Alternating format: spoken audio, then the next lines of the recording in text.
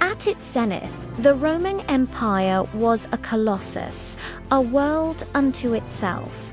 From the sun-scorched sands of Syria to the misty shores of Britain, its eagle soared over a domain of 50 million souls.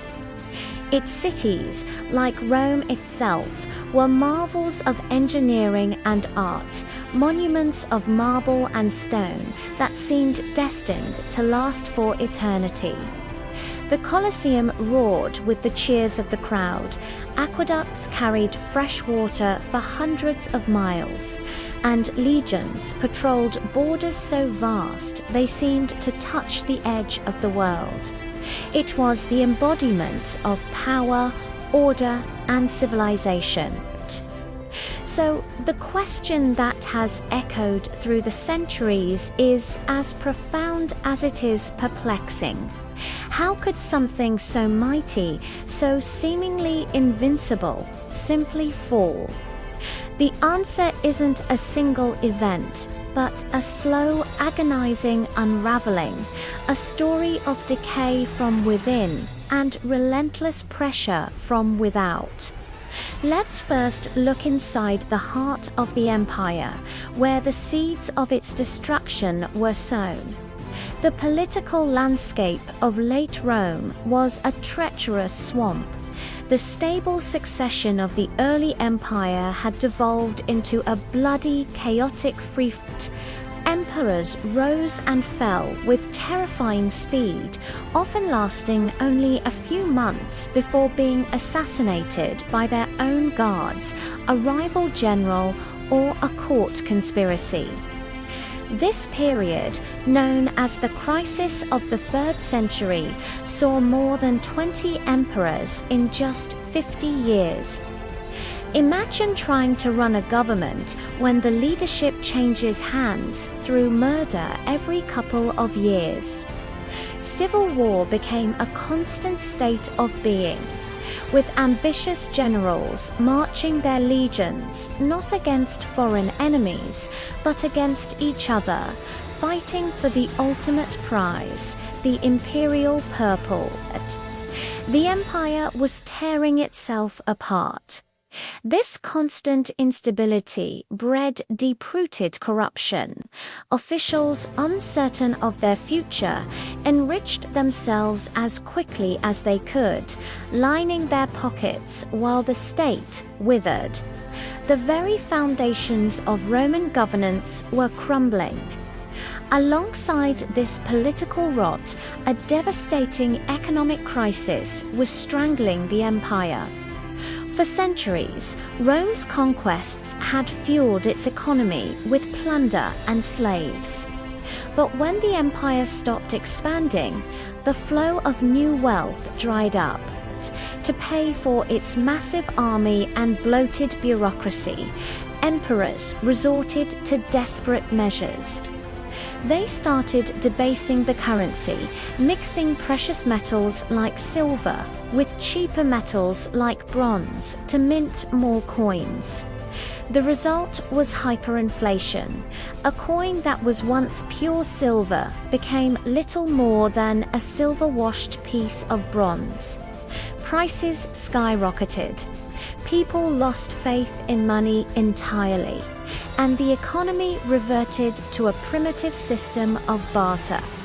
A soldier's wages could barely buy him food for his family. To make matters worse, the tax burden became crushing. Wealthy landowners fled to their fortified country villas to escape the tax collectors, creating their own self-sufficient estates and further fracturing the imperial economy. Small farmers, unable to pay the exorbitant taxes, abandoned their lands, leading to food shortages and widespread famine. The once bustling roads and magnificent public buildings fell into disrepair.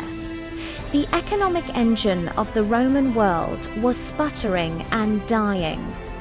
Society itself was in turmoil. The gap between the fabulously wealthy elite and the impoverished masses had grown into a vast, unbridgeable chasm. While aristocrats hosted decadent feasts in their luxurious villas, enjoying exotic foods and cruel entertainments, the common people of the cities lived in squalor, dependent on the state's dwindling grain handouts. This social decay was mirrored by a profound spiritual shift. A new faith, Christianity, was spreading like wildfire through the empire. Its message of hope, equality in the eyes of God, and a better life after death resonated deeply with the downtrodden and disillusioned. For centuries, Romans had worshipped a pantheon of gods who they believed protected the state. But as the empire crumbled, many began to question these traditional beliefs. The rise of Christianity challenged the old Roman values, creating new communities and loyalties that often stood apart from the state. By the time Christianity became the official religion, the cultural glue that had held the diverse peoples of the empire together for so long had already begun to dissolve. The very soul of Rome was changing. While the empire rotted from within, it faced relentless, ever-increasing pressure from without. For centuries, the Roman legions had been the masters of the battlefield, a disciplined and seemingly unstoppable force. But the constant civil wars had drained the frontiers of their best troops. The army itself changed. It became harder to recruit Roman citizens, so the empire began hiring barbarian mercenaries, Goths, Franks, Vandals, to defend its borders.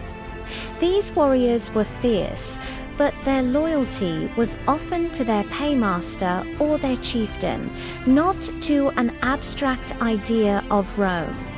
Along the Rhine and Danube rivers, a storm was gathering. Entire peoples, referred to by the Romans as barbarians, were on the move, driven by climate change, internal conflicts, and the terrifying advance of the Huns from the east.